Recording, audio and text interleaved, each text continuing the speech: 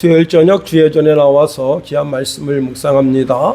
읽고 또 듣고 그 진리의 말씀을 묵상함으로 말미암아 복 있는 심령 다 되게 하소서. 저는 시냇가에 심은 나무가 시절을 쫓아 과실을 맺은과 같이 복을 받는다 하셨사오니 그 말씀 그대로 이루어 주시옵소서. 하나님, 이 말씀이 내 발에 등이 되게 하시고 이 어두운 시대에 진리의 등불을 밝히는 빛이 되게 허락하여 주소서. 예수님 이름으로 감사하며 기도합니다. 아멘. 오늘 본문에 있는 말씀을 통해서 주님이 나를 건지십니다. 그런 제목 가지고 말씀을 살펴봅니다. 여러분 삼양라면 아시죠? 저도 이제 가끔 삼양라면을 끓여 먹을 때가 있는데 재작년서부터 이제 당뇨가 생기면서 라면 먹는 걸 굉장히 주저주저 하는데, 그래도 이제 먹을 게 없을 때 삼양라면 하나 넣고 계란 넣고 파 좀 쓸어 놓으면 그것만큼 맛있는 게 없습니다. 삼양라면은 1963년 이제 설립해서 우리나라 라면 업계의 약 80%를 차지했는데 1989년도에 수지라면, 이제 수지라면이 뭘까? 여러분 그 공업용 수지로다가 라면을 튀긴다 그래가지고 삼양라면 그때 완전히 박살났습니다. 매출이 다 그냥 곤두박질 져지고요. 일단은 가동을 중단하고 창고에 있는 모든 라면을 다 어떻게 했느냐? 그 라면을 소밥, 돼지밥으로 이제 주게 된 겁니다. 그래서요, 우리 시골도 라면을, 어떤 분이 라면을 트럭으로 몇 트럭을 가져왔는데 그냥 마대자루에 싸가지고 와가지고 그걸 뭐로 하냐면 다 부셔가지고 돼지밥으로 준 겁니다. 그런 때가 있었습니다. 그리고는 이제 전혀 다른 이제 회사 라면이 그 자리매김하게 됐습니다. 그리고는 36년이 지났습니다. 2011년 그 삼양라면 회장이 딸과 함께 명동을 걷다가, 이 명동은 이제 춘천 명동은 아니고요, 서울 명동을 걷다가 명동에 이제 붉은 아주 매운 음식점 앞에 사람들이 길게 줄을 서서 그 라면을 먹는 걸, 음식을 먹는 걸 보게 됐습니다. 뭘 이렇게 먹나 보니까 아주 매운 걸 호호 불어가면서 우유 삼켜가면서 물 삼켜가면서 그렇게 먹습니다. 삼양사 회장이 사람들은 왜 이렇게 매운 음식 먹기를 위해 줄을 설까 고민하다가 이것과 라면을 한번 결합시켜보자 했는데, 국내에서는 삼양사에서 이제 불닭볶음면을 만들었는데 반응이 썩 좋지가 않았습니다. 그런데 해외에서, 러시아에서, 그래서 이제 사우디아라비아 이런 데서 이 라면이 그냥 막 없어서 몰팔 정도로 그렇게 팔리게 되면서 오늘날의 불닭볶음면이 생기게 된 겁니다. 그렇습니다. 여러분, 기업가가 조그만 아이디어를 새롭게 해도 기업을 새롭게 하고 그 절망적인 상황 속에서 다시 일어설 수 있게 하는 겁니다. 제가 이제 어릴 적에 한 친구 집에 갔는데 오뚜기가 있었어요. 근데 그 참 신기한 게, 오뚜기 확 던지면 이제 이불에다 던지죠. 던지면 그게 그 안에서 막 띵동띵동 음악 소리가 막 나면서 넘어졌다가 딱 일었습니다. 신기하죠. 야, 이거 왜 그러지? 이유는 다른 이유가 없습니다. 설계가 그렇게 돼 있는 거예요. 그 밑에 추가 있어서 오뚜기는 아무리 넘어져도 그 추 무게 때문에 오뚝오뚝 서게 된다 하는 겁니다. 그렇습니다. 오늘 본문에서 우리가 주목할 구절이 있는데, 주께서 이 모든 것 가운데 나를 건지셨느니라 라는 구절입니다. 오뚜기가 넘어져 다시 일어서도록 설계된 것처럼 모든 성도의 삶도 그렇게 설계가 되었다 하는 겁니다. 성도의 삶에도 뜻하지 않게 던져지는 상황이 있고요, 내팽겨지는 상황이 있고요, 시험과 환난이 있을 수 있습니다. 그런데 그 심령 중심에 신앙의 무게추가 있는데 그 무게추가 바로 예수 그리스도이시다 하는 겁니다. 우리의 신앙 중심이 예수 그리스도의 뿌리를 내리고 있기 때문에 언제든지 다시 일어서게 된다는 겁니다. 우리 힘이 아니라 하나님께서 우리를 붙드시고 은혜 가운데 다시 일어서게 하신다는 겁니다. 잠언서 24장 16절에 대저 의인은 7번 넘어질지라도 다시 일어나려니와 악인은 재앙으로 말미암아 엎드러지느니라 말씀하고 있습니다. 예, 오늘 우리가 본문을 읽으면 바울이 복음 전하기 위해서 당한 시련과 환난이 어마어마했다는 사실을 알게 됩니다. 지금 바울은 로마 교도소에 처박혀 있고 이제 얼마 지나지 않으면 목배임을 당하게 됩니다. 그런데 그는 그 절박한 상황 속에서 고백하기를 주께서 이 모든 것 위에 나를 건지셨느니라 라고 고백하고 있다고 하는 겁니다. 즉 자신의 과거의 삶에서 그리스도께서 나를 건지셨다. 지금 현재의 삶에서도 나를 건지시고 미래적인 삶에서도 나를 건지실 것을 확신한다 하는 겁니다. 그렇습니다. 하나님은 과거에 바울을 건지셨습니다. 현재도 건지시고 미래에도 건져주실 것을 그의 서신서들을 통해서 고백하고 있습니다. 고린도후서 1장 10절에 보니까 그가 이같이 큰 사망에서 우리를 건지셨고 과거의 삶에 과거 그가 사망의 음침한 골짜기에 들어갔을 때 그때 거기서 자기를 건지셨다고 고백하고 있습니다. 그리고는 또 이렇게 말씀합니다. 건지시며 이후에도 건지시기를 그에게 바라노라. 바란다고 하는 것은 확신을 가지고 있다는 겁니다. 그분에 대하여 예수 그리스도에 대하여 확신을 가지고 그분에게서 과거에도 건지셨고 현재도 건지시며 미래에도 건지실 것을 바라는 거죠. 디모데후서 4장 18절 말씀해 보니까 주께서 나를 모든 악한 일에서 건져내시고 또 그의 천국에 들어가도록 구원하시리니 그에게 영광이 세세 무궁토록 있을지어다. 아멘. 미래형으로 여기 쓰고 있습니다. 건져내시고 미래형으로. 예, 그렇습니다. 그는 미래적으로 확신하고 있다고 하는 겁니다. 그리고는 나를 천국에 들어가게 하신다 하는 겁니다. 예, 죽음이 내 육체에 다가온다 할지라도 그 죽음을 피해 달아나게 해달라고 하지 않고 내가 어떤 절박한 상황 속에 있을지라도 혹 죽음 때문에 내가 이 생을 마감한다 할지라도 하나님께서 나를 건지시고 하나님의 나라로 들어가게 하실 것을 그는 확실한 거죠. 그가 여러분 스데반 집사를 돌로 쳐 죽일 때 이제 그 사형 집행관 비슷한 자격으로 거기 와 있습니다. 그런데 스데반이 죽으면서 어떻게 하죠? 여러분 자기를 돌로 쳐 죽인 사람 그 보면 이 독이 막 끓어오르잖아요. 그래서 막 그 사람들 저주하고 정말 자기 생애에 있던 욕 없던 욕 모든 욕을 생각해서 그 집행관에 대해서 욕을 하고 막 욕할 거 아니에요. 근데 스데반이 어떻게 했습니까? 그 얼굴이 천사같이 환하게 빛난 걸 봤단 말이에요. 너무너무 놀라는 거예요. 이게 왜? 정말 두렵고 떨리는 거예요. 예? 그래서 성도의 죽음을 하나님께서 존귀케 하시는 거예요. 정말입니다. 저는 정말 제가 부목사로 있을 때 장례가 일주일에 막 두세 건 나고요. 야, 정말 장례 제일 많이 치른 부목사가 그때 당시 저였습니다. 그래서 개척한 목사님도요, 장례 치를 줄 몰라요. 저한테 전화가 오는 거야. 목사님, 우리 성도님 돌아가시는데 어떻게 하면 좋을까요? 그 제가 다 고치려줬어요. 하도 장례를 치르다 보니까. 그런데 제가 처음으로 제 품에서 하나님의 나라 보낸 분이 있습니다. 이항란 권짜리라고 하는 분인데, 야, 그분의 얼굴이 환하게 펴집니다. 그래서 내가 이분이 지금 주님을 만나고 있고, 그 애들한테 울지 말고 찬송을 부르라. 예.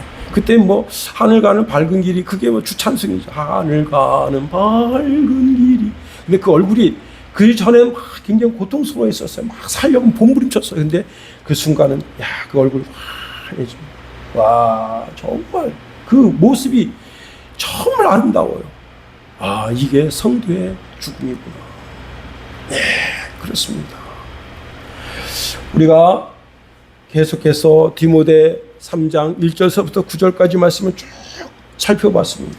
그런데 1절서부터 9절까지 우리가 살펴본 말씀에 보면은 인간의 타락상의 모습을 기록하고 있습니다.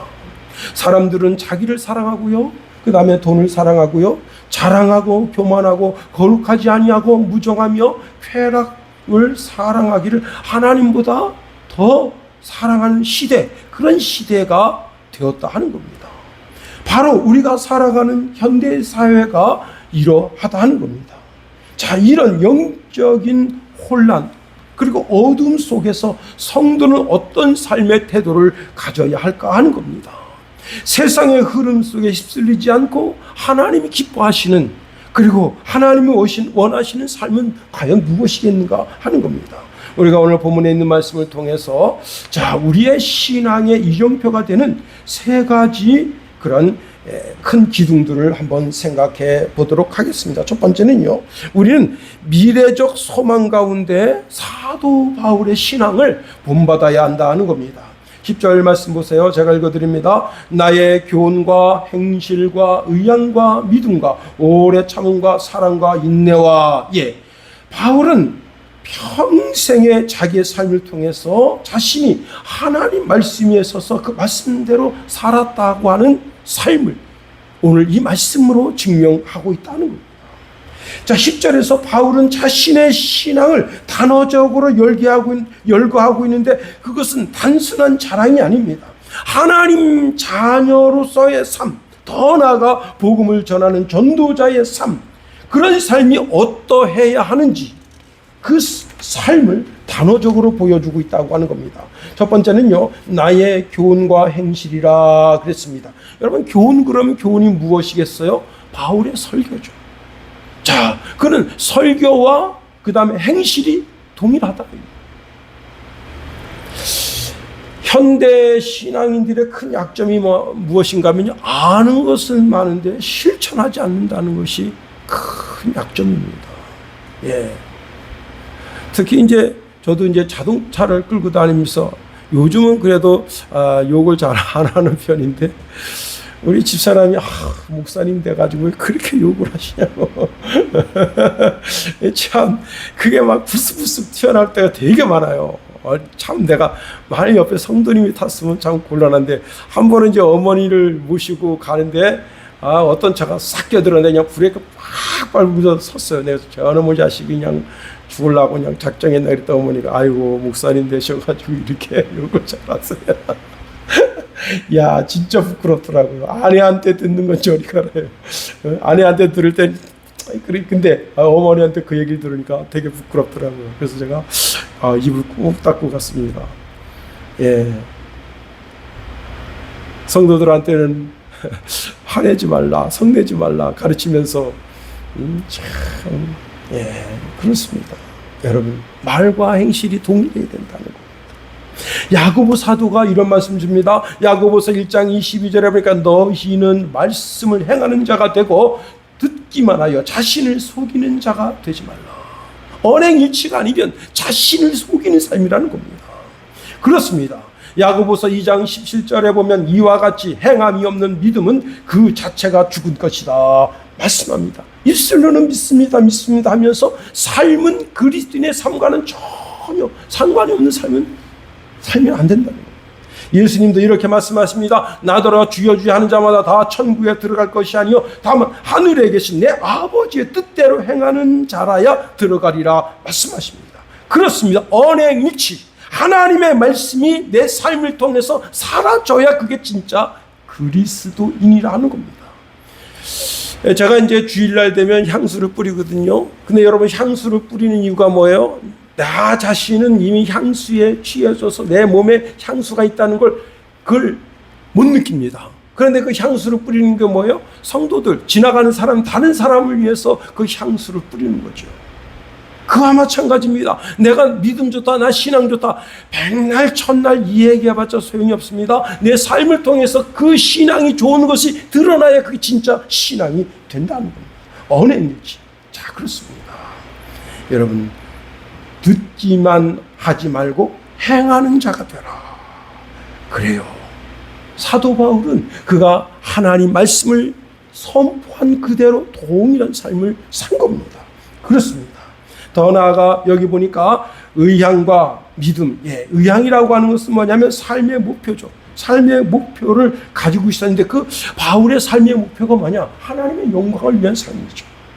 자신의 영광을 위한 것이 아니었습니다. 오직 하나님의 영광을 위해서 사는 삶. 그 다음에 오래 참음과 사랑과 인내를 말씀하고 있습니다. 오래 참는 것. 그 다음에 여기 사랑은 뭐예요? 하나님의 사랑으로 이웃을 사랑하는 것. 그렇습니다. 여러분, 이러한 신앙의 덕목을 오늘 본문에 말씀하면서 내가 정말 하나님 뜻 가운데 살려고 얼마나 몸부림쳤는지 너는 알고 있지? 그 이야기를 하고 있는 겁니다. 더 나아가 고난 가운데 하나님의 구원을 바라보라고 말씀하고 있습니다. 여러분 11절 말씀 보세요. 우리 다 같이 한번 11절 말씀 읽어볼까요? 시작. 박해를 받은과 고난과 또한 안디옥과 이고니온과 루스드라에서 당한 일과 어떠한 박해를 받은 것을 내가 과연 보고 알았거니와 주께서 이 모든 것 가운데서 나를 건지셨느니라. 바울이 안디옥, 이고니온, 루스드라에서 박해와 환난을 당했습니다. 이때 당시에 디모데는 같이 하질 않았어요. 여기 지금 안디옥, 이고니온, 루스드라의 전도 생활을 한 그 삶은 바울에게서 1차 전도 여행이라 그렇게 말하는데요. 사도행전 13장, 14장의 내용입니다. 안디옥에서 유대인들의 박해를 받았고요. 이고니온에서는 이제 돌로 쳐 죽이려고 하는 계략인데 거기서 빠져나오게 됐습니다. 그런데 루스드라에서 문제가 생겼습니다. 루스드라에서 복음 증거하다 붙잡혀가지고 돌로 맞았는데 바울이 거기서 실신한 겁니다. 여러분, 실신했다고 가만히 있는 게 아닙니다. 계속해서 돌을 던지는데 이제 완전히 죽은 것 같아요. 피가 난자하고 그러니까 사람들이 그냥 버리고 갔습니다. 그런데 바울이 거기서 다시 일어난 겁니다.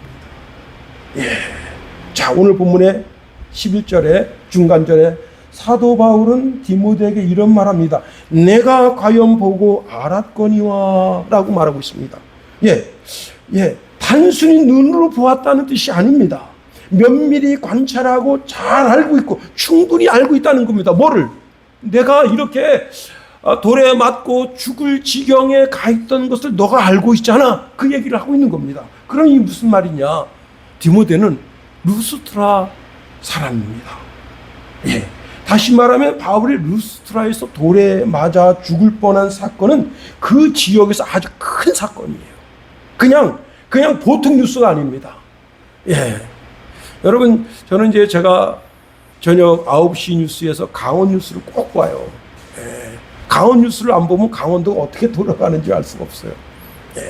그런데 이제 지금 쟁점화되는 뉴스가 하나가 뭐냐면 원주시 공무원이 자기 매장에다가 1,600만 원 이제 선결제를 하고 거기 직원들 가서 이제 식사하게 되고 그냥 자기도 이제 100만 원 거기 긁은 겁니다.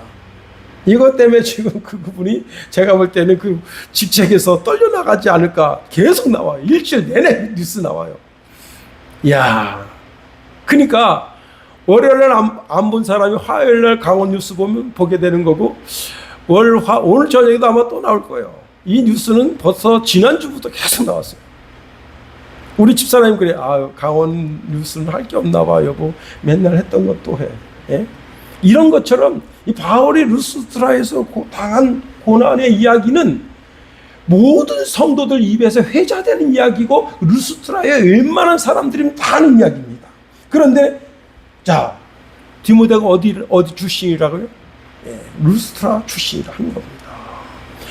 바울이 루스트라에서 돌에 맞아 죽을 뻔한 사건은 어린 아기까지 하는 사건이에요.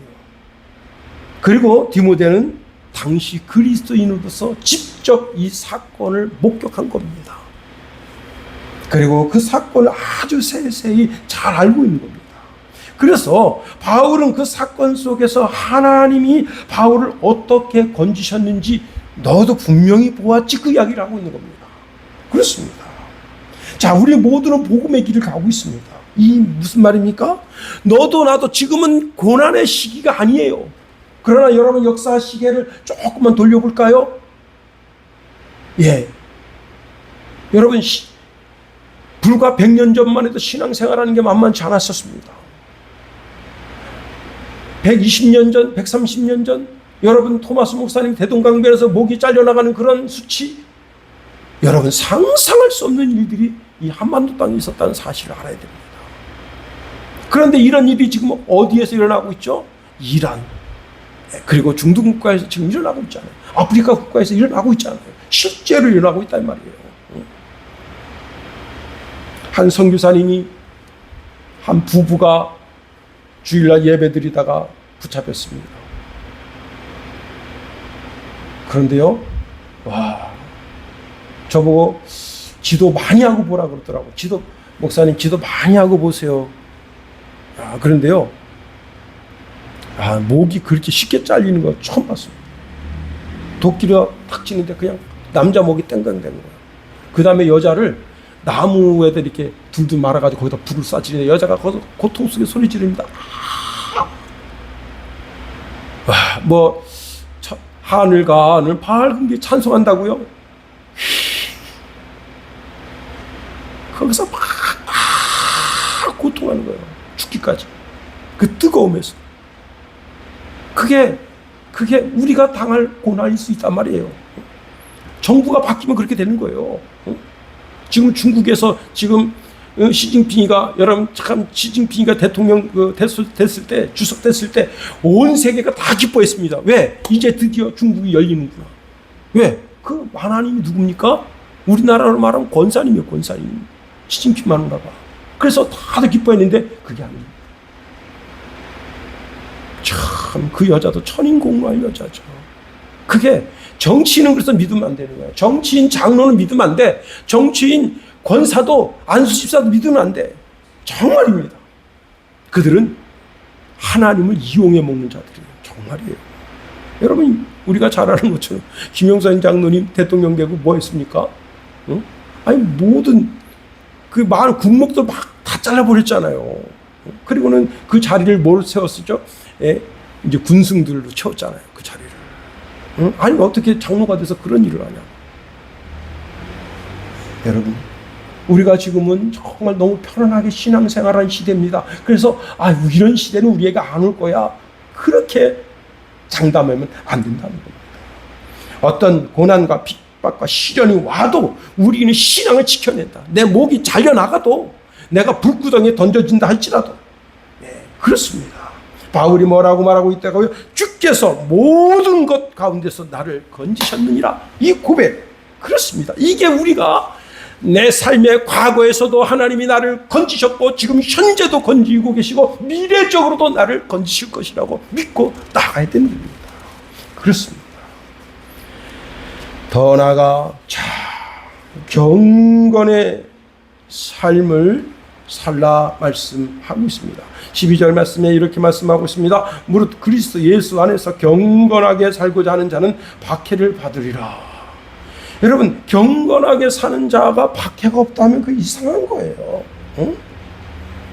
자, 우리가 이 땅에서 영적인 전쟁을 하는 자들이다. 그러니 박해를 받아도 견딜 만한 영적인 무장, 영적인 끈기, 영적인 근육을 키워야 된다는 겁니다. 자, 제가 한 가지 질문을 던져봅니다. 자, 우리가 경건하게 살고자 하는데 왜 이 땅에서 박해와 고난과 시련과 유혹이 찾아오는 것일까요? 제가 정답을 썼습니다. 자, 이 시대의 문화와 가치관은 모두 하나님을 대적하는 사탄의 영의 지배를 받고 있다는 겁니다. 이 세상은 어둠이에요. 빛이 오면 자신의 죄악이 드러나기 때문에 빛이 오는 것을 싫어합니다. 미워하고 오히려 배척합니다. 자, 우리가 세상과 적당하게 타협하고 세상 사람들과 동일하게 살면 또 우리가 이기적으로 살고 욕심에 이끌려 살고 그냥 인간의 본성대로 막 그냥저냥 살면 세상 사람들은 자기나 나나 똑같기 때문에 우리를 이렇게 이상하게 쳐다보지 않습니다. 그런데 우리가 하나님의 말씀이 내 심령의 신비에 담겨져서 그 말씀대로 살려고 그 말씀이 내 삶의 기준이 돼서 그 말씀대로 살려고 하니까 저것 봐라. 응? 나랑 같이 술 먹던 놈이 예수 믿는 자들이 술 안 먹어. 나랑 그 전에 같이 색시집에 가던 놈이 이제는 예수 믿는다고 색시집에 안 가? 나는 그 전에 이제 막 횡령을 하고 막 돈 뭐 이렇게 몰래 이렇게 뺏어 쓰고 그랬었는데 예수 믿더니 그런 짓을 하네. 조스키 팔아주고. 그리고 어떻게 하는 거죠? 모함하는 거죠. 왜? 내가 모함해서 얘를 내 조직에서 얘를 완전히 도태시켜야 얘가 내 비리를 말하지 않을 거 아니에요. 계속해서 그런 일이 일어나게 되는 겁니다. 그렇습니다. 예. 성도들이 경건하게 삽니다. 정직하게 삽니다. 거룩하게 삽니다. 하나님이 원하시는 삶을 살려고 몸부림치면 몸부림칠수록 세상 사람들은 쟤는 우리와는 달라. 그리고는 우리를 핍박한다는 거예요. 응? 그렇습니다. 베드로가 이런 말씀 주고 있습니다. 베드로전서 4장 2절 3절에 보니까 우리가 음란과 정욕과 술취함과 방탕과 향락과 무법한 우상 숭배를 하여 이방인의 뜻을 따라 행한 것은 지나간 때가 족하다. 그러므로 너희가 그들과 함께 그런 극한 방탕에 다름질하지 아니하는 것을 그들이 이상하게 여겨 어떻게 하냐 비방한대요. 우리가 정직하게 산다고, 거룩하게 산다고, 성결하게 산다고, 그걸 삶을 보고 나도 저렇게 정결하게 살아야지, 거룩하게 살아야지, 나도 정말 돈 한 푼 쓰는 것도 좀 아끼면서 그렇게 살아야지, 그렇게 우리의 삶을 보면서 본받으려고 하지 않고 오히려 비방하고 비난한다는 겁니다. 그렇습니다. 자, 우리가 극한 방탕에도 하나님의 뜻을 따라 사는 자들이다, 그런 겁니다. 혹시 우리가 육신이 연약해서 무너질 수밖에 없어요. 죄를 질 수밖에 없는데 다시 돌이킨단 말이에요. 회개하고 다시 그 죄를 짓지 않으려고 몸부림친단 말이에요. 그렇습니다. 그런데 그런 우리를 향해서 세상 사람들은 악행한다 라고 비방한다는 겁니다. 그렇습니다. 여러분, 우리가 세상에서 고통과 고난을 당하는 것은 우리가 진짜로 경건하게 살고 있다고 하는 반증이다 하는 겁니다. 이것은 내가 그리스도인이라고 하는 영적인 증표가 된다 하는 겁니다. 또 십자가가 없이는 영광이 없다는 사실을 알아야 됩니다. 우리가 주님과 함께 고난을 받을 때 주님께서 예비하신 하늘나라의 영광, 그 상급을 우리도 받아 누리게 하신다는 겁니다. 그렇습니다. 이제 말씀을 마칩니다. 고난받는 것을 두려워하지 말라는 거예요. 학생이 공부라고 하는 그 어려움, 그 고난을 두려워하면요, 미국의 한 대학의 교수가 집에서 이제 오픈북으로다가 시험을 보는데 중간고사가 전체 98점이 나왔습니다. 전부 그냥 AI한테 물어가지고 답을 쓰니까, 그래가지고 기말고사는 대면 시험 보겠다 그랬더니 학생들 3분의 2가 강의를 취소했다는 겁니다. 그런데 또 한 기가 막힌 교수가 있어요. 이 교수는 문제를 딱 내놓고 이제 하다못해 이제 핸드폰이 삼성 갤럭시 21 핸드폰의 기능에 대해서 설명하시오. 그리고 뽀로로와 연관해서 쓰시오. 여러분 어떻게 쓰겠습니까? 그랬더니요, 학생들이 90% 이상이 정답을 못 썼다는 겁니다. AI한테 물어보니까 AI가 몰라. 야. 그런데 정직하게 공부한 학생들이 누구냐? 그래도요, 정직하게 공부한 애들이 동양 애들이에요.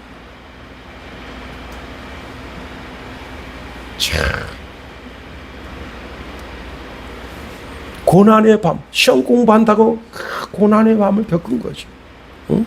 그 단어 하나 외워가면서 고난의 밤이 있었던 거죠. 그렇습니다. 고난의 밤이 있으니까 교수가 오픈북 할 때, 그래도 3분의 1 정도가 이제 우리 시험 보겠습니다 했는데, 성적이 얼마가 나왔냐면요, 42점 나왔다. 평균 성적 42점. 여러분, 우리가 세상의 흐름 속에서 그냥 안일함을 추구하면서 그냥 적당히 유야무야 그렇게 신앙생활을 할 수도 있습니다. 그런데 우리가 정말 하나님 말씀대로 살겠다고 정말 내 심령 가운데 하나님의 말씀을 새기고 그 말씀이 내 발의 등이 되게 하고 그렇게 살게 될 때 주님은 우리의 삶을 인정하신다 하는 겁니다. 그렇습니다. 삶이 명확해야 됩니다. 정확해야 됩니다. 분명해야 됩니다. 여러분, 그냥 그래서는 안 되는 거예요. 확실해야 됩니다. 우리가 또한 이제 세상에 나가서 3일간 더 살게 됩니다.